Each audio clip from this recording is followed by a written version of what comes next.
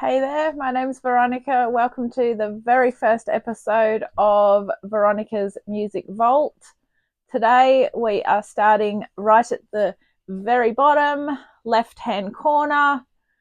All my CDs, which you can see some of behind me, are in alphabetical order, and so they're bands and soundtracks, CD singles, all in one. So each week I will pull out one artist or CD or band or whatever happens to be there, and I will talk you through what is in this massive collection behind me. And today we are starting in the A's. I think I worked out I've got 10 within the A's. And of course, we are starting with A Perfect Circle. Now, A Perfect Circle were formed in 1999. And just before I start, all my research that I have done, which has been very briefly and very quickly, has either been things that I have remembered, things I've found out from reading through the CDs, or I found on Wikipedia or Google. So if things are inaccurate, it is not my fault. It is just what I have read or whatever. Or some things are actually in my memory if I've been fortunate enough to meet or see the bands, or I own, or what I own here will be off the top of my head, because we're talking about late 1999. The first album, Mer De Noms, was released in May 2000. I'm not sure if it was released then in Australia. It possibly was released a little bit after then.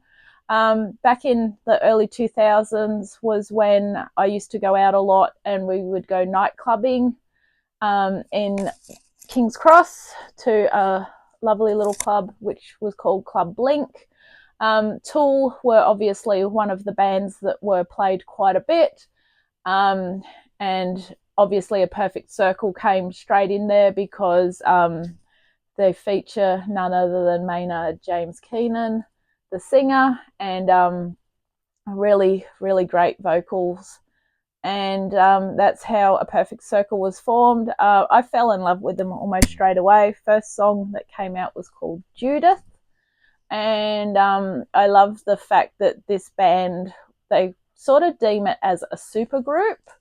Supergroups are basically a band that has been formed from band members that are from this band and that band, and they'll sort of all join together. There's quite a few around. Some of them I haven't actually heard. Some of them may have never toured outside of America. So A Perfect Circle are an American band. They were around in 2000, which was when they basically broke out. They released 4 albums. So there was 3 within, I think it was the first 5 years. I will go through that as I get through the albums. They then had a break because key band members had other projects that they had to do, or main projects. There was then a little bit of a band lineup shuffle. New members came in. I'm going to talk you through all the members that have been in the bands as I go through the albums.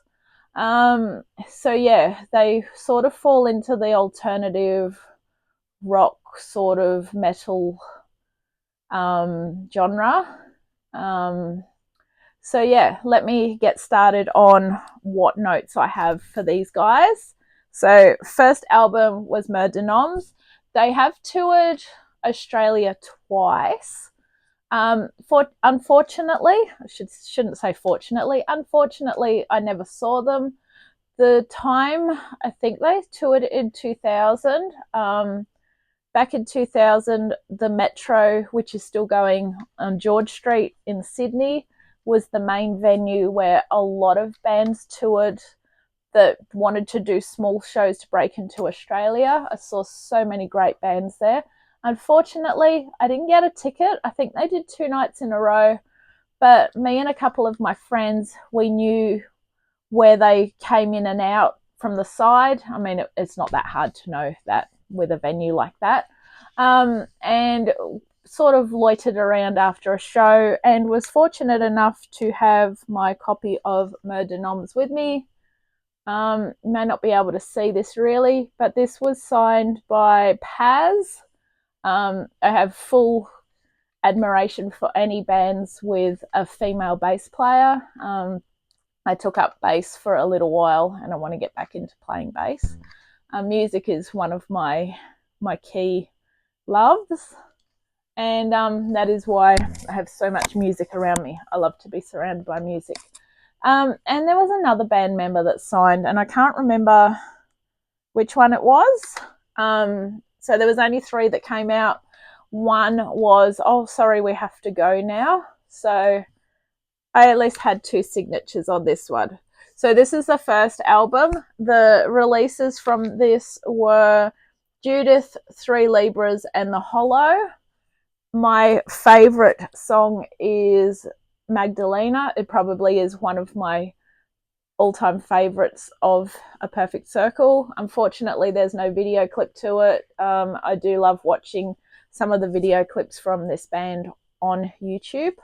So The Hollow, Judith, and 3 Libras were all released. So after that came out, that featured the band members that were Maynard James Keenan from Tool, Billy Howardell, Paz Lenchanton, Josh Freese, Troy Van Leeuwen.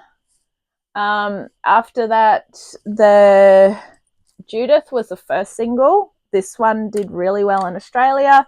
I actually sort of half hinted that I was going to drop the name of a place where I used to buy a lot of my secondhand CDs. They are still going. They are Beat Disc in Parramatta. I paid $15 for this one secondhand.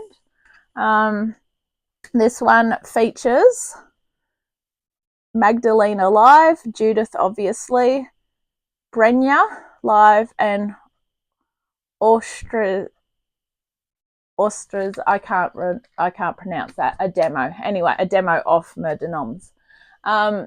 So that one's really good. I like that one. $15 for that. And basically inside it's just got a little bit of a keynotes of who does what. So first song, great song.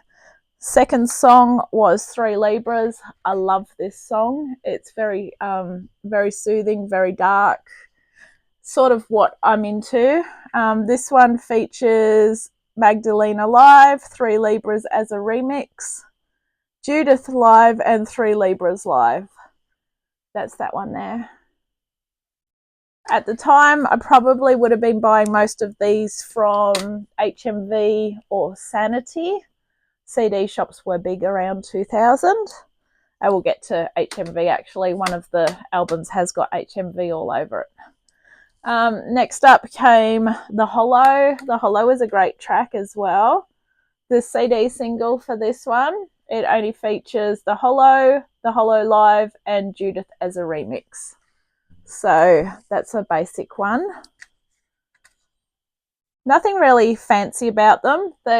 Most of the CDs, I don't want to lie, but I think most of the CDs feature their logo, which is sort of like, obviously, what should be a perfect circle. One's purple, one's blue. This is really actually pretty cool. Cool to put them all together, I guess.